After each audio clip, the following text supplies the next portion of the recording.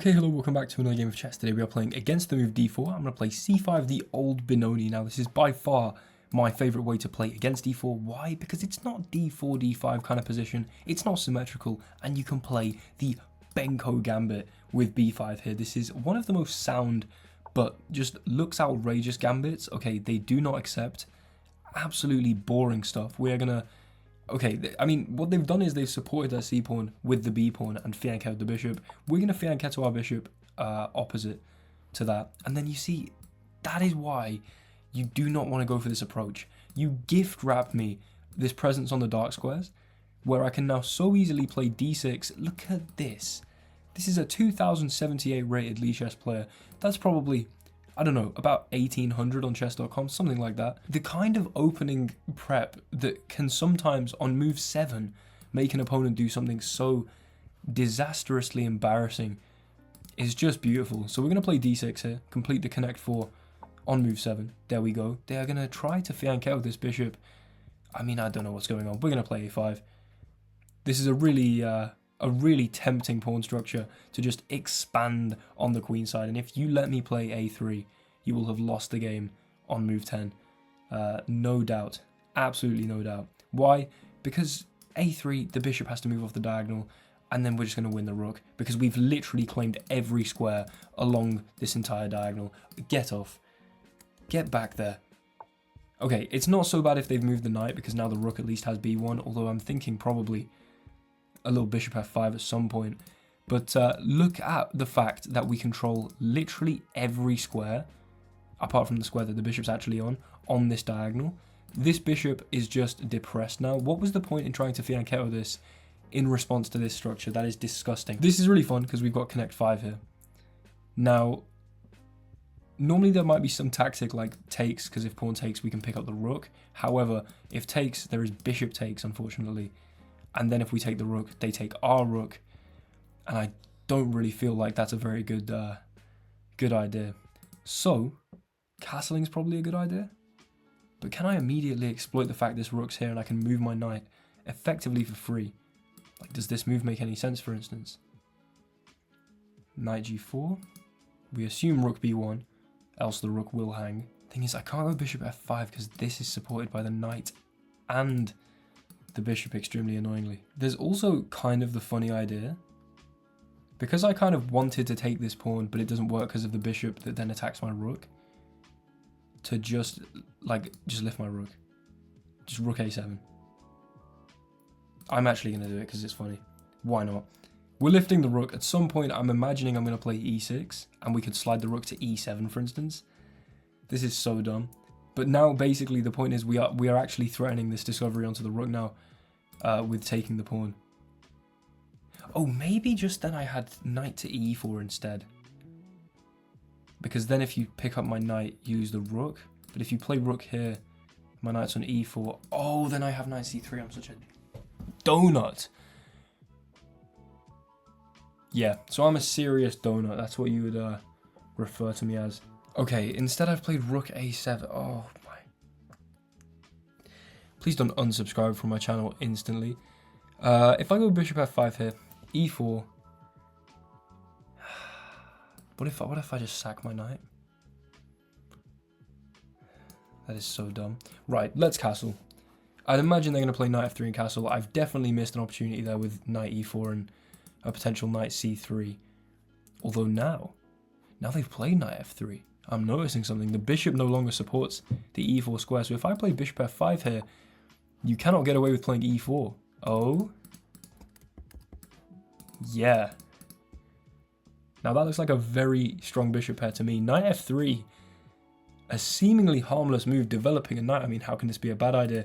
Cuts off the bishop's defensive e4 and gives us another chance at picking up this rook. And I think we just claim it, right? Do we grab the rook? I mean, we kind of have to grab the rook. There we go. The knight regresses to b1. Fated to eventually, you know, skulk its way back to d2. Because, I mean, how else is it getting out here? This is... Okay, we're up in exchange. This is good. This is good. However, it's not necessarily completely convincing yet. Let's try and make something more of this. So, my knight can come to d7. Yeah. I could go here. I'm going to play knight g4. Why do I like knight g4? Because I like coming back into e5 to try and basically trade off some pieces. Because my position, it's a bit cramped, effectively. Yeah, okay, that's what I wanted to do anyway. Why would you waste time with h3? At some point, this rook will come alive, and hopefully I can make an argument that rook a7 wasn't a completely moronic move, even though it undoubtedly was a completely moronic move. But here I'm going to play knight d7 now, and I kind of just want to trade off a pair of pieces, most likely. And they want to trade off my dark square bishop, which makes a lot of sense, given how powerful it is. I'm just going to grab the knight here, to the end of just trading off some pieces. Bishop take, pawn takes. That has aroused my suspicion. Whoa. Really? I could play rook e8, and then after bishop h6, bishop h8. And really just let this bishop sit there forever. Or I could just put the bishop on b2, just to laugh in the face of my opponent. That would be kind of funny. See, now I'm a bit confused. I was not expecting this. I was expecting a bishop here. Then I could maybe go here with tempo on the bishop, because you don't want to let me get rid of that bishop. They take with the pawn straight away. Okay, you know what? Rook e8. I don't want bishop h6 to force me to trade my bishop. So I won't let it. I will not let it. Now, I really do need to trade some pawns off, because, oh lord, my rooks are just not having a good time. What is this? What is this game? If my knight could make his way to here, I'd be a very happy man. It could, if my rook wasn't on e8. How about this? How about e5? I clearly need to open up a rook. This is how I'm going to do it. Not e6, e5. I'm going to give them an opportunity to take en passant. I don't exactly know why. The point is that actually, that if I went e6, I didn't really want to ever take here. Because, okay, e6, f4, they take with the bishop, and that bishop's now beautiful, as opposed to terrible. Whereas if they take here, I get my rook on the open file. Perhaps the ability to slide this rook into e7, the queen into e8, and play like rook e1 and start infiltrating. I just think in all endgames, I'm going to win. Because, look at this. As long as if I can get a rook in here, get rid of this pawn. This pawn is 2 squares from promoting. This is a very risky move though. You go here, maybe f6. You come back. They take en passant. Okay, here we go. Rook takes e6. Time to see if this was a massive mistake. Already it feels like a massive mistake. I'm going to go knight here. Oh, my rook.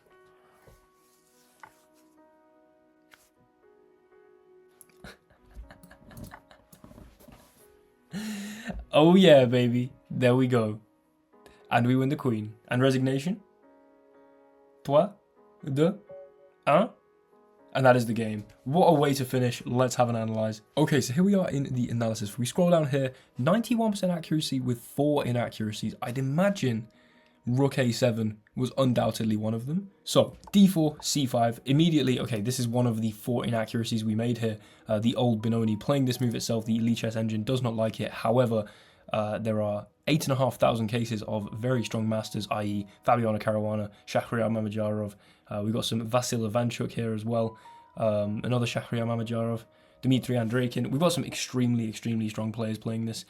I do not care about this mark. I wear this inaccuracy symbol as a badge of honor, as I have said before. Anyway, they push past, knight here, c4 and b5. The Benko Gambit played 15,000 times. The reason that is now more than before, some of you might be a bit confused about that, is because generally we reach it by doing this, and that is a far more common way to approach it, playing like this Indian defense normal variation, and then instead of going for something like e6, this move order happens. However, we get to the same position, and instead of taking, our opponent plays b3. Now, this is just a bad approach.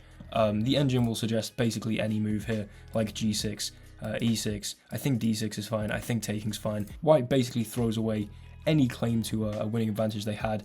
I like going for this because I find that often the bishop on g7 will win the battle against the bishop on g2 with the help of pawns coming to a5, a4, and hopefully a3 as we saw in the game. But there have been 2 master games in this line, and both have been wins for black, so that kind of bodes well. Not a very big data set, but bishop b2 here, and already the engine starts to not really love white's position, especially after this. Although I didn't punish it correctly. Wow. This was an inaccuracy as well. I really thought this had to be a good move, but knight e4 is interesting. Because I can't take because of this. And then rook g8 would be forced. Bishop goes back, and I've lost that battle. That is very interesting. Okay. That is why that makes... Okay, and then takes, and if takes here, takes. Okay, this makes a lot of sense. I still think I'm doing well here. But I completely missed the idea of knight e4. Anyway, they go back. I'll look at queen a5 in my own time. I play d6. Okay, wait, so are all the inaccuracies just out the way? Oh, there's one, like, much later in the game. Bishop h8. Oh, okay, maybe I should have gone bishop b2 or something. Anyway, that means that from now on, a5... Oh, by the way, boys, a5, best move. We're not castling. We're not developing any of these pieces that are yet to be developed. a5, because we are clearly going... the pawn structure tells us that the a-pawn belongs up here.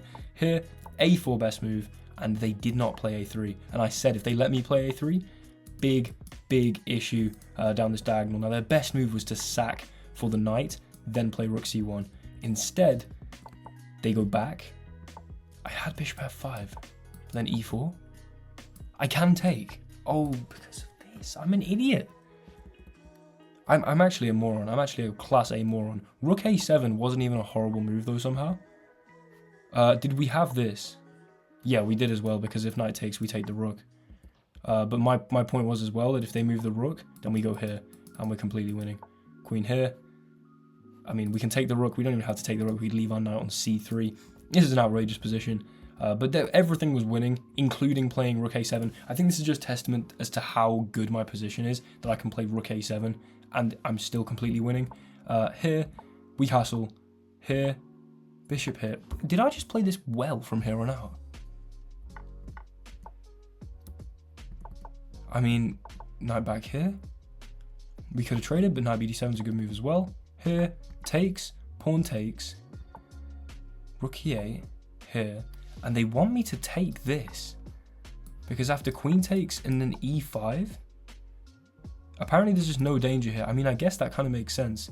And my plan is just to get my rooks just in and active as quick as possible and undermine this pawn, as I said. So I guess that makes sense. I kind of just wanted to keep the dark square bishop on the board, but that is now the final inaccuracy of the game. So this was all... Oh, I mean, the game didn't last very much longer. I forgot how this ended. Was e5 the best move, by the way? No. Oh, yes. Knight f8 to then maybe play e6 to get the knight here, and then put the knight on d4 maybe. But e5 the best move. A beautiful, intuitive understanding of the position somehow, just absolutely out of nowhere there. They take, rook takes, bishop here, knight e5, and we go for that fork. And I think I played this quite quickly, so our opponent kind of just assumed that I'd missed this whole idea. But then of course we grab the pawn, and wherever their king goes, I mean, they have 2 legal moves. We pick up the queen. There is very little compensation here. I mean, we're threatening to take the knight, we're threatening to take the rook. Probably you have to take this. Then we pick this up. We just have a queen for a knight, effectively. And we have an extra pawn on top of that. So with an absolutely naughty, oh no my rook, sacrificing the rook, all sorts of Eric Rosen and Gotham chess memes can be inserted there. We end what was actually quite a positionally strong game with that idea of a5, a4, a3. Our opponent kind of let us do it, but also, I mean, I think the real critical moment was when they didn't play a3 themselves. I think this was the point at which, if they play a3 here, this is the only move, as you see here. Because if they take here, horrible pawn structure. This is weak. I can go knight here, I can play bishop d7. I'm going to win this. My a-file's open. Life's looking good for me. But I mean, our opponent not playing a3, and then just the absolute bind that we then had for the rest of the game. Obviously, that wasn't actually how we won the game. We won the game through a dirty trick. Even if they hadn't have taken my rook, if they just dropped the queen back or played queen d5, as is apparently the best move, then we could have played rook e8. Which, I mean, that makes sense. Just drop the rook back. I don't want to hang my rook. Maybe I play rook e7. We're a bit of material up. I mean, I think originally winning that rook on b1 with the slicing bishops and the absolutely disgraceful pawns was the thing that really won us this game. The trick at the end just kind of finished the job. Thanks so much for watching. Like, comment, subscribe if you enjoyed. Feel free, if you really enjoyed, to become a channel member for $1.99 a month. I'd really appreciate the support. And if you have any ideas for videos, anything you want to see in the future, let me know in the comments. And then if you see something you like in the comments as well, make sure to give that comment a like so that I can see what kind of popular ideas there are. But as I'm sure most of you have seen, I posted that the best way to learn chess openings video. That was kind of a bottleneck in my creative process for about a month, just because it took so long to create. And so, you know, I didn't feel like, I sort of felt this guilt when I was putting any time into anything that wasn't that video. So obviously I'm keeping the YouTube shorts coming out two times a day, 3 p.m, 7 p.m. GMT. But now that that big effort video is out, I feel much more relaxed, much more free to maybe do a few live streams and also make some more inventive content, get back to the gameplay videos. And yeah, things are looking good. Onwards and upwards. 50k subscribers is the next huge goal, and eventually 100k, no doubt will occur. Just have to trust the process. Anyway, thanks so much for watching. I'll see you in the next one. Goodbye.